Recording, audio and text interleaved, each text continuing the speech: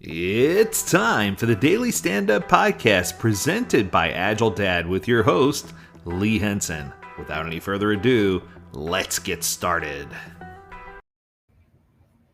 Okay, as usual, I got an article to kick things off, and this article is rather interesting and controversial. It's called Safe is Unsafe. Now, as an SPC, I'm not going to sit here and say, oh, safe is the devil or safe is the worst thing you can do, because I simply don't believe that's true. But I do believe that when safe is applied incorrectly, or when people don't have an understanding of what safe does and what safe doesn't do, that could cause you to fall into a place where safe can be unsafe. So let's see where this author, who will remain unnamed because in the title of the article I don't want to cause any turmoil, had to say in their November 1st article. It starts off and says, what is SAFE? And it says, Scaled Agile Framework is a framework which aims to satisfy the need for larger, monolithic organizations to become more agile. So I'm going to start by saying it's not just for monolithic organizations, it's for any organization that wants to become more agile. The trick here, or the secret sauce, and I'm giving it to you for free, is that organizations that have a lot of outstanding technical debt, or organizations that are trying to increase their output only without being thoughtful of their outcome, organizations that aren't as concerned about the end user as they need be, are the ones that fail the most with SAFE. So at its core, SAFE tries to accomplish Scrum at scale, but with some added flavor. Um, Represented by its cadence, planning techniques, and complex overall structure. Now, I will grant it, say that the structure can be chaos. It can be way overbloated, and it can be complex. But it can also be very simple if it's applied correctly. So this is another one of those things where it's not so much, we're blaming it on the rain instead of blaming it on our inability to stay out of the rain. So let's talk about the cadence. So a typical safe cadence is a 4 dev sprint cycle plus 1 innovation and planning cycle sprint. So combined, it constitutes a PI, a planned increment. So far, so good. The idea is that multiple teams that are bound in some way, either by one product they support, overall work scope, will plan their features together in what's called the PI planning or PI planning, and execute that plan over the duration of the planned increment, which coincidentally lasts for nearly 3 months. 5 2-week sprints. Sound familiar? So what he's saying is it's a quarterly plan. So before we get any further, I want to make sure I emphasize that release planning, while not part of the Scrum framework, is definitely part of the Agile lifecycle. And I feel like organizations that plan at the release level and do their estimation at that level and do certain things at that level are deemed to be more successful than organizations that just try to wing it, if you will. Right? So far, I'm not in any way in line with the unsafe part. Well, let's continue and see where he goes. So we went from quarterly planning to planning every 3 months, which is still quarterly planning.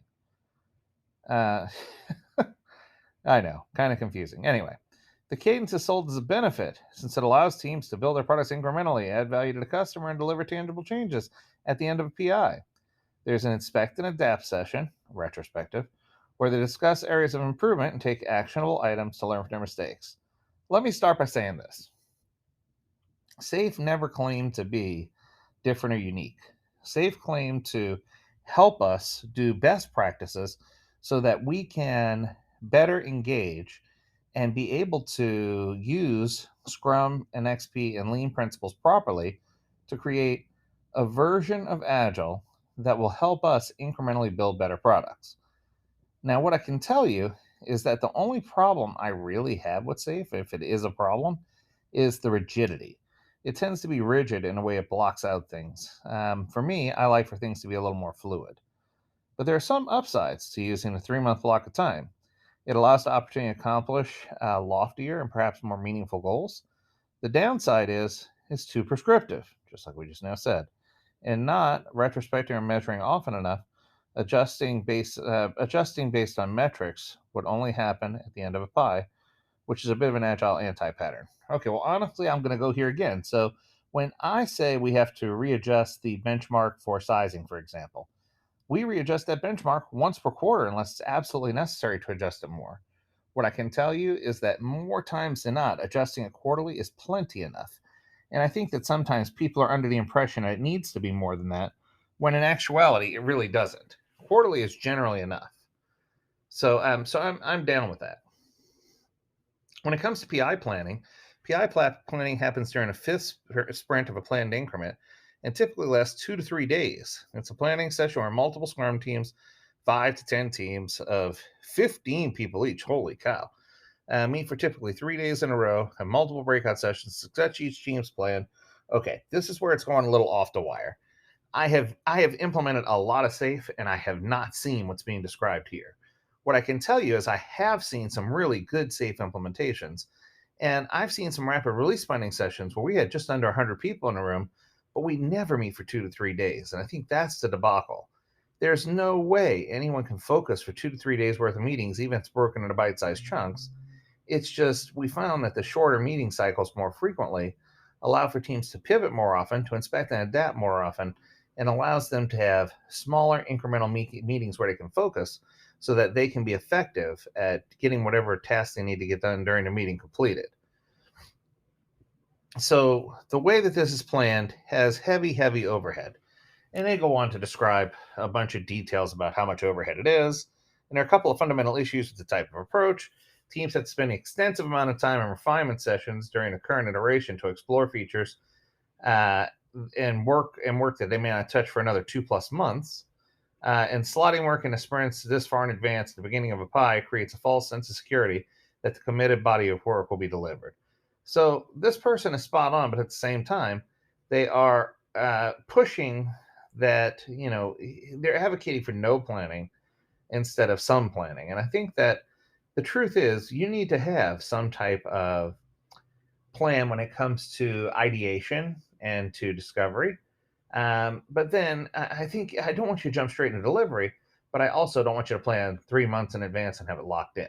So I get where this person's coming from. So the objective of SAFe is the notion of teams committing to the objectives, which are typically derived from the body of work, uh, or an understanding of the priorities the product team has for an upcoming iteration.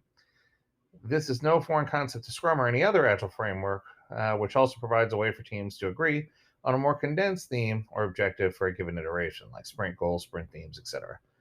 So setting goals is a healthy activity for teams, thank goodness. It enables productive conversation and allows us to have an opportunity to talk about the things that are most important. Okay, so he agrees with the goals. As far as the process is concerned, the SAFe diagram, in which I grow my product, lay thine eyes upon it, and then see it filled with buzzwords and tales of value. Okay, I'll pause here. When you're talking about SAFe, like SAFe for Lean Enterprise, for example, if you're looking at the full version of it, you're looking at 4 tiers. You're looking at the work tier, where the work's actually getting done, which is a hybridized version of Scrum, Lean, and Kanban. The release tier, where you're doing your release trains and organization, which I totally agree with. Then a greater tier, almost like a roadmap epic tier, and then it breaks all the way into a visionary tier at the top. But it's just a whole lot of heavy planning up front. And it ends up creating 4 different backlogs and frameworks within frameworks, roadmaps, choo-choos, conductor hats, circular references, and a decent amount of arrows. I love the description, right? What I can tell you is, all joking aside, SAFe is designed for people who are in a mature state. It's not designed for people who are just starting out or for organizations that are doing this just because it has the word SAFe in it.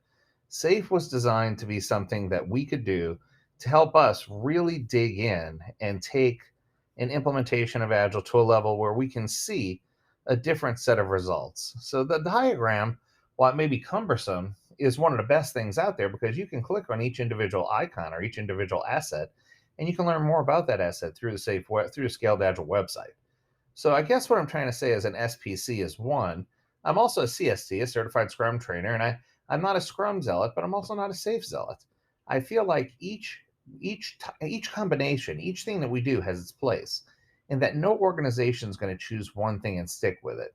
They're going to approach it with a hybridized approach, and they are going to make certain that with that hybridized approach, that they come in and say, not only are we going to do this hybridized approach, we're going to work towards building our internal Agile Center of Excellence, and it's going to become Amazon Agile or Apple Agile or whatever the case may be, so that we have the best practices that work for our organization and meet our cultural goals as well as our product release goals.